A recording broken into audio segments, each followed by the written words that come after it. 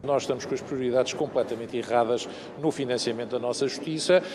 Neste momento o país assiste com bastante perplexidade ao fracassar de grande parte da nossa investigação criminal e a uma sensação de impunidade que me parece extremamente preocupante relativamente aos ricos e poderosos. O diretor nacional da Polícia Judiciária ter admitido que espera do próximo orçamento do Estado o maior investimento de sempre para o combate à corrupção e aos crimes económico-financeiros, a pressão sobre o governo aumenta. Agora é a vez do DCIAP, o órgão responsável pelas investigações mais complexas, como o caso BES ou Operação Marquês.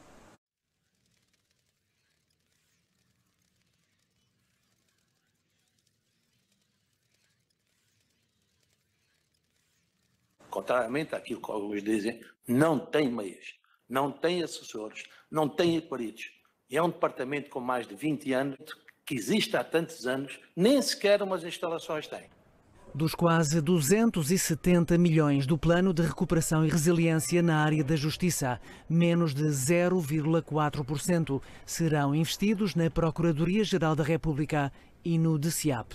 Alguém que desenhou o quadro de importâncias que devem ser atribuídos ou atribuídas dentro do Ministério da Justiça, considerou mais importante atribuir 4,6 milhões, salvo erro, ou 4,3 milhões de euros, à Secretaria-Geral do Ministério da Justiça. Considerou mais importante atribuir a uma divisão de estatística 26,3 milhões. Considerou ainda mais importante atribuir ao Instituto de Gestão Financeira, salvo erro, 249 ou 243 milhões de euros. Procuradoria-Geral da República, 1 milhão de euros. Assim, sinceramente, não se combate o crime e fala quem dedicou toda a vida ao Ministério Público. Mais de 40 anos. Albano Pinto avisa que a falta de meios compromete as investigações. É preciso, como toda a gente sabe o que é o branqueamento de capitais, irmos determinar e procurar o crime precedente. Ora, para isso são precisos necessários peritos financeiros, peritos económicos, peritos informáticos. Portugal ainda hoje é uma das plataformas para o branqueamento de capitais utilizada por todos os países da Europa. Isto são questões que me chocam a mim enquanto investigador criminal. A lei de branqueamento de capitais que foi criada em Portugal foi criada para verificar todas as pessoas. As leis que são eficazes de branqueamento de capitais são seletivas para as pessoas de risco. Declarações explosivas do responsável máximo do DCIAP perante 40 magistrados e vários convidados da autoridade tributária.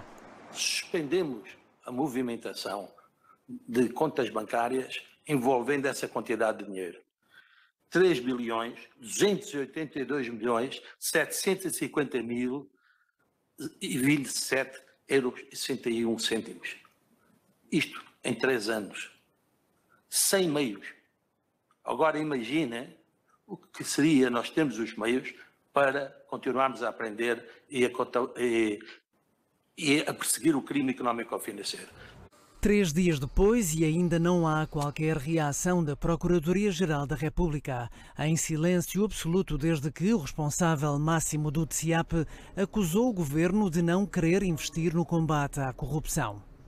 A primeira através do Facebook. O secretário de Estado da Justiça, Mário Belo Morgado, escreveu que as declarações de Albano Pinto estão em linha com os habituais queixumes de setores sindicais e de responsáveis por estruturas redundantes que consomem muitos recursos e produzem insuficientemente. Palavras que os magistrados consideram graves e representam, dizem, um ataque do governo à autonomia do Ministério Público com a intenção de desmantelar o DCIAP, o órgão responsável pelas investigações mais complexas em Portugal, relacionadas com corrupção, criminalidade financeira, branqueamento de capitais e terrorismo. Um responsável do governo pela área da justiça, perante aquelas coisas, o que tinha feito, na minha perspectiva, era chamar o diretor do DCIAP e tentar perceber quais eram as falhas para que o governo, o Ministério da Justiça, pudesse suprir as falhas, ou tentar perceber o que é que se estava a passar. E não vir numa rede social, de certa forma, usar de retaliação perante aquelas declarações. Isso não é de um membro do governo responsável.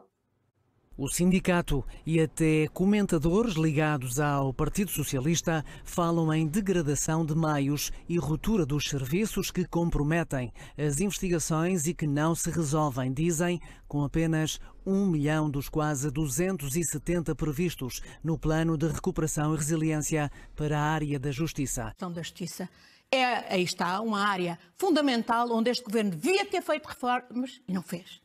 Miseravelmente não fez. Na proposta de orçamento do Estado de 2022 está inscrito o valor de 52 milhões de euros, correspondente a um aumento de 6,4%. Um valor que a Procuradoria-Geral da República garante não estar correto. Em resposta à SIC, assegura que foi inscrito o montante de 27 milhões de euros, correspondendo a um aumento de 5,5%. Uma diferença de quase metade no que respeita ao aumento do investimento que o Governo pretende aplicar no próximo ano na Procuradoria-Geral da República e no DCIAP. A PGR admite que os valores indicados pelo Ministério da Justiça possam considerar outras despesas não geridas pela PGR. Diz que precisa de 400 novos magistrados, oficiais de justiça, assessores, especialistas, consultores, técnicos de informática e conclui que a estimativa de encargos excede largamente o valor constante da proposta de orçamento do Estado, em linha com as declarações do próprio diretor do DCIAP, que acusou o Governo de não investir no combate à corrupção e aos crimes económicos. A Procuradora-Geral da República também já tinha alertado em discursos anteriores para a falta de meios que o Governo desvaloriza. A omnipresente escassez de recursos materiais e humanos tende, invariável e lamentavelmente, a perder significado de relevo, apesar da sua invocação pelo Ministério Público e das correspondentes e sustentadas solicitações de reforço ao mais alto nível. O mesmo se passa no mais importante tribunal do país. No Supremo, esta quarta-feira, foi dia de tomada de posse e o novo vice-presidente não mandou recados. Haverá que exprimir os parcos praticamente simbólicos, meios de apoio à decisão de que dispõe o Supremo Tribunal de Justiça. O secretário de Estado da Justiça, que falou em queixumes na linha dos sindicatos, ouviu e saiu calado.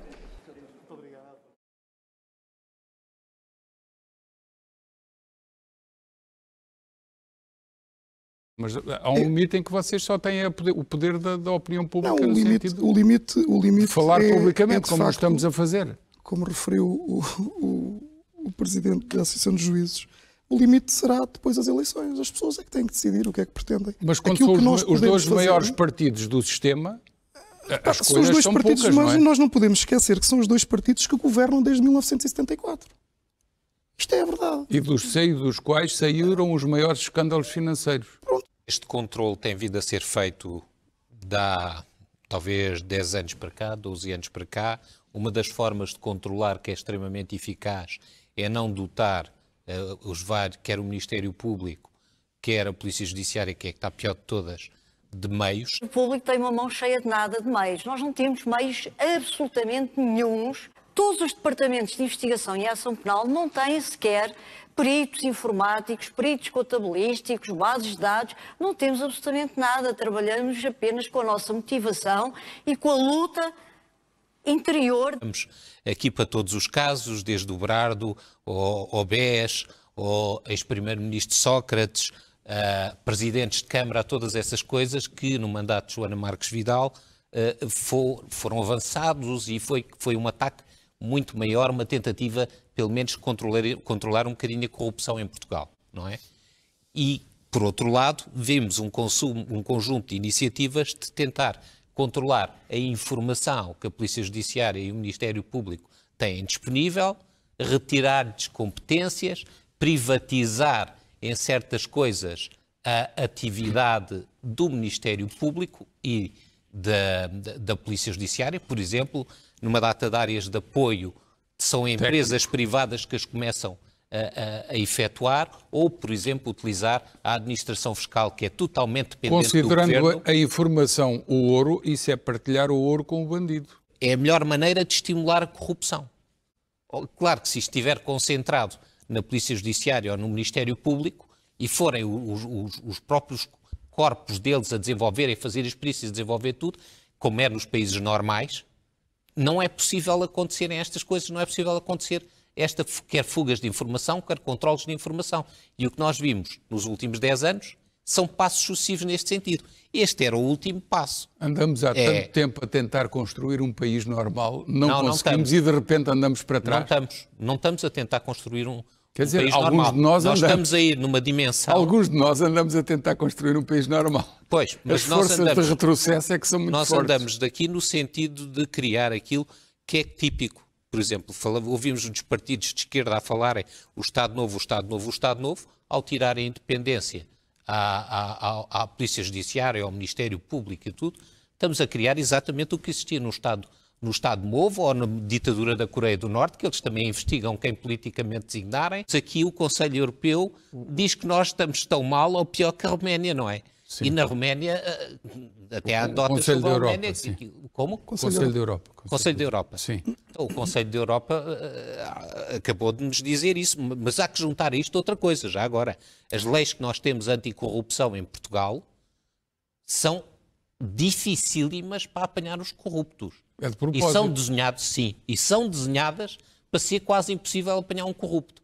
Ora, retirando a capacidade de investigação à Polícia Judiciária, privatizando ou tendo a informação naqueles que se calhar estão a ser investigados e tirando também independência ao Ministério Público, o que é que nós estamos a criar aqui? Uma ditadura.